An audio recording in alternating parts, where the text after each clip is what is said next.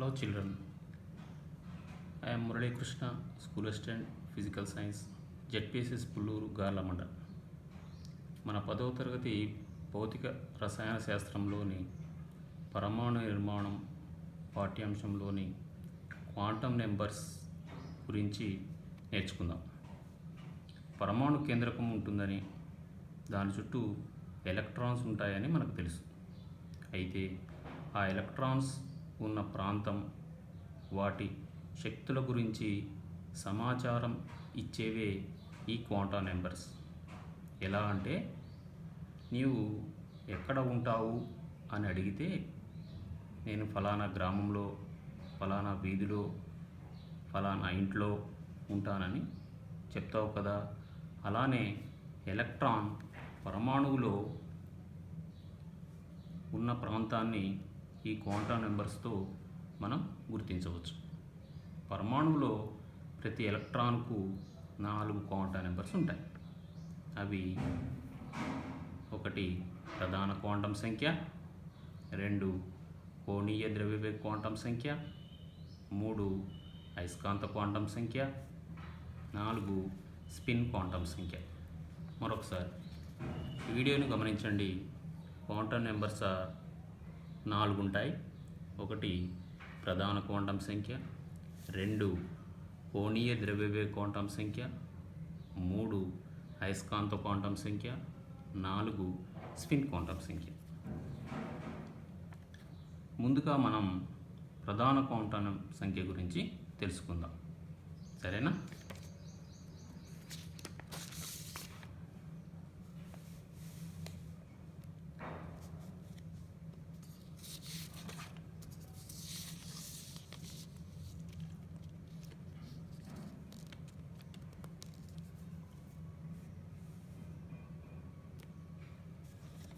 ప్రధాన క్వాంటం సంఖ్య n. ప్రధాన క్వాంటం సంఖ్యను n అనే అక్షరంతో సూచిస్తారు.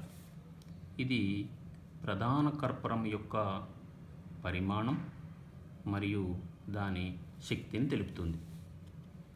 దీని విలువలు n = 1, 2, 3, 4 అనే ధన పూర్ణాంక విలువలను కలిగి ఉంటాయి. n పెరిగిన కొలది ప్రధాన కర్పణ పరిమాణం, దాని శక్తి స్థాయిల్లో పెరుగుదలని మనం గమనించవచ్చు. మనం బోర్ పరమాణు నమూనానికి తెలుసు కదా మీకు. ఆ బోర్ పరమాణు నమూనాలో మనం కేంద్రకం ఉంటుందని, దాని చుట్టూ ఎలక్ట్రాన్లు తిరుగుతూ ఉంటాయని అతను కొన్ని కర్పరాలని మనకి సూచించడం జరిగింది. అలానే ఇక్కడ కూడా ఉన్నటువంటి బోర్ గారే మనకి ఈ ప్రధాన క్వాంటం సంఖ్యని ప్రతిపాదించారు. ఇది కేంద్రకం చుట్టూ ఉన్నటువంటి మొదటి కర్పరానికి K అంటున్నాం, దాని యొక్క n విలువ 1. తర్వాత కర్పరానికి L అని చెప్తున్నాం, దాని యొక్క n విలువ 2. 3 కర్పరాలు ఉన్నట్టయితే దాన్ని mగా తీసుకుంటాం, దాని యొక్క n విలువ 3గా ఉంటుంది. n విలువతో కర్పరంలో ఉండే గరిష్ట ఎలక్ట్రాన్ సంఖ్యను కూడా మనం తెలుసుకోవచ్చు. ఎలా అంటే, దాన్ని 2n² అనే ఒక ఫార్ములా ఉపయోగించినట్టయితే n విలువ తెలిసినట్టయితే ఆ కర్పరంలో ఉండేటువంటి గరిష్ట ఎలక్ట్రాన్ సంఖ్యని తేలిగ్గా చెప్పవచ్చు. ఇక్కడ చూడండి, n = 1 అయితే అంటే మొదటి కర్పరం, దానిలో ఉండే గరిష్ట ఎలక్ట్రాన్లు 2. అదే n = 2 అయిందనుకోండి, అప్పుడు ఈ రెండవ కర్పరంలో ఉండేటువంటి గరిష్ట ఎలక్ట్రాన్ సంఖ్య 8. అలా n = 3 అయినట్టయితే ఆ మూడవ కర్పరంలో 18 ఎలక్ట్రాన్లు గరిష్టంగా చేరే అవకాశం ఉంటుంది. ఇది ప్రధాన క్వాంటం సంఖ్య. మళ్ళీ ఒకసారి వినండి. ప్రధాన క్వాంటం సంఖ్యని స్మాల్ n అనే అక్షరంతో చూపిస్తాం. ఈ ప్రధాన క్వాంటం సంఖ్య మనకి కర్పరం యొక్క పరిమాణం మరియు దాని శక్తిని తెలియజేస్తుంది. నెక్స్ట్, రెండవ క్వాంటం సంఖ్య అయినటువంటి కోణీయ ద్రవ్యవేగ క్వాంటం సంఖ్యకి వెళ్దాం.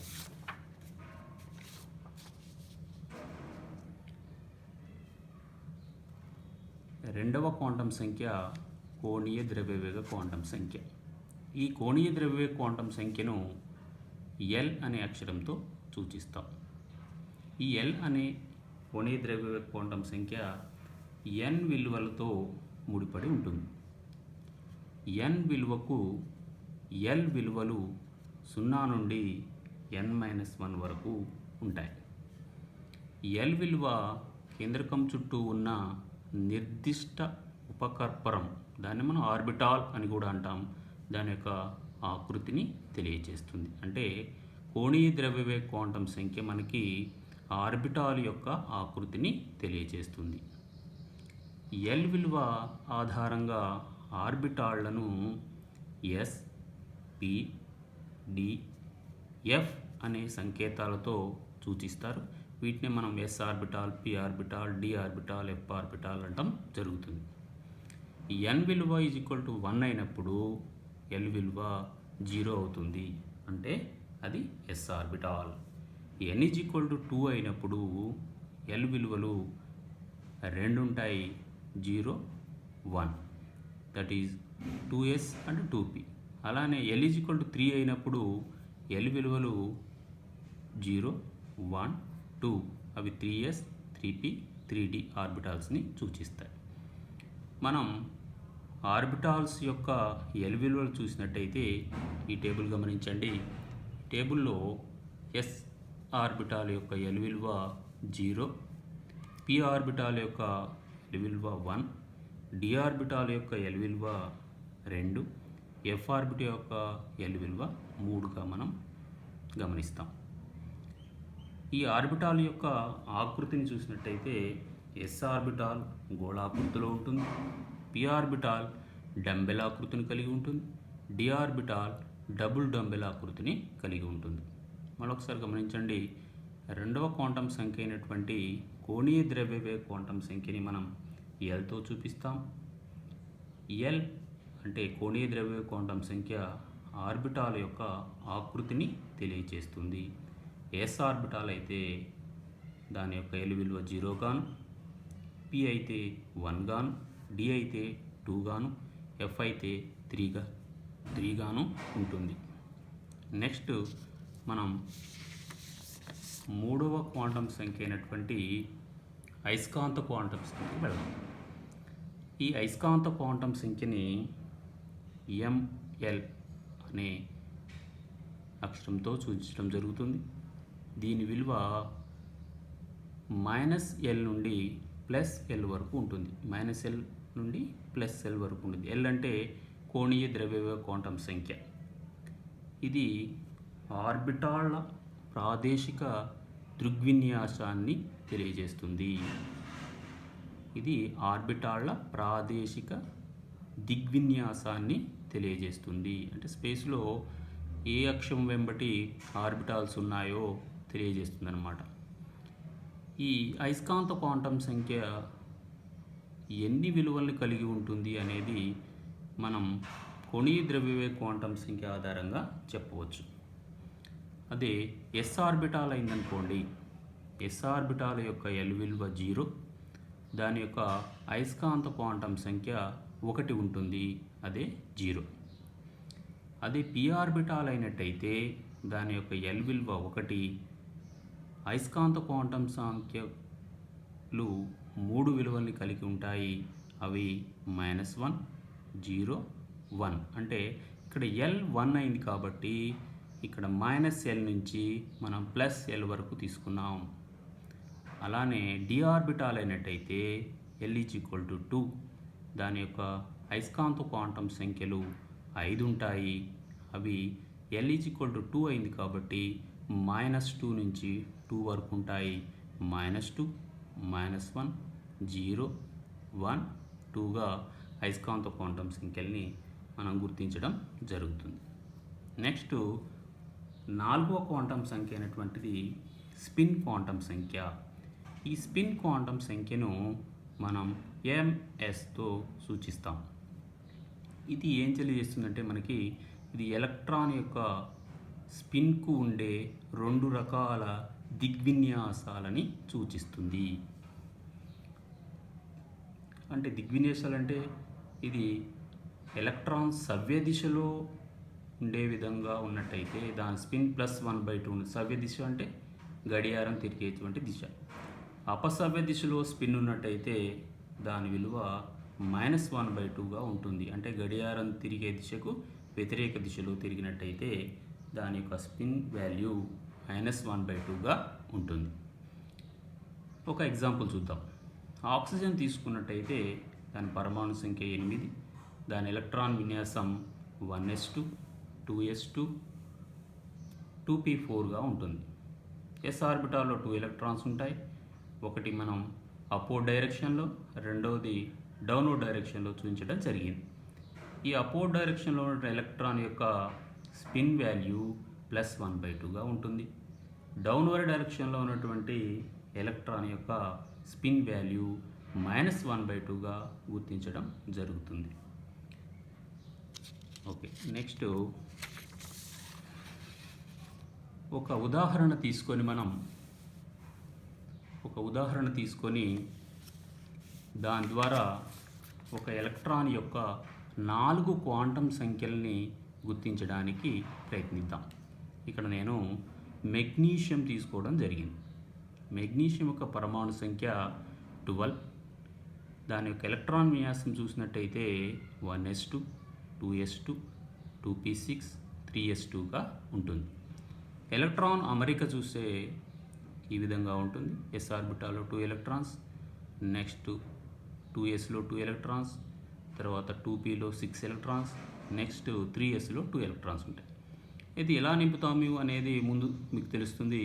ముందు 1, నెక్స్ట్ 2, 3, 4. ఇక్కడికి వచ్చేసరికి ఫస్ట్ pxలో 1, pyలో 1, pzలో 1 నిండిన తర్వాతనే మళ్ళీ pxలో 1, pyలో 1, pzలో 1 నిండడం జరుగుతుంది.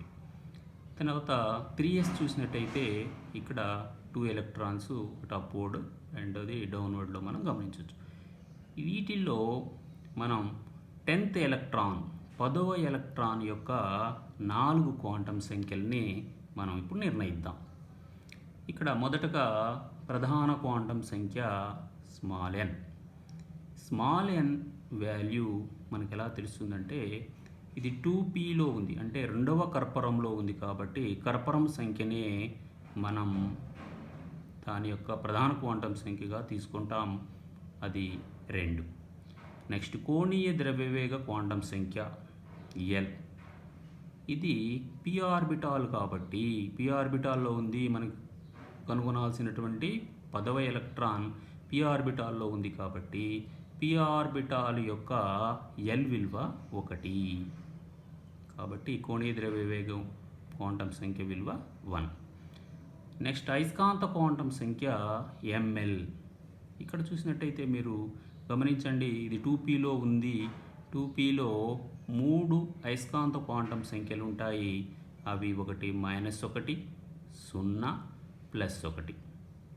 ఇప్పుడు మనకు కావాల్సినటువంటి 10వ ఎలక్ట్రాను +1 ఆర్బిటాల్లో ఉంది కాబట్టి అయస్కాంత క్వాంటం సంఖ్య ml +1గా ఉంటుంది.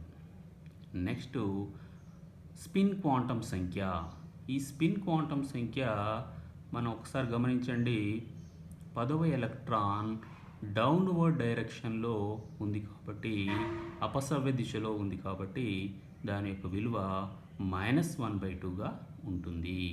ఈ విధంగా ఏ పరమాణువులోనైనా మనం ఒక ఎలక్ట్రాన్ యొక్క 4 క్వాంటం సంఖ్యలని ఈ విధంగా మనం గుర్తించవచ్చు. సరి గమనించండి, మొత్తం పరమాణువులో 4 క్వాంటం సంఖ్యలు ఉంటాయి ఎలక్ట్రాన్కి.